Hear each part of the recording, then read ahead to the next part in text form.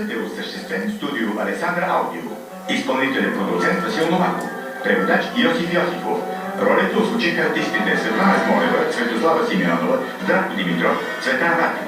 Тон режисьор Димитър Русев. Режисьор на доблажа Васил Касугарев.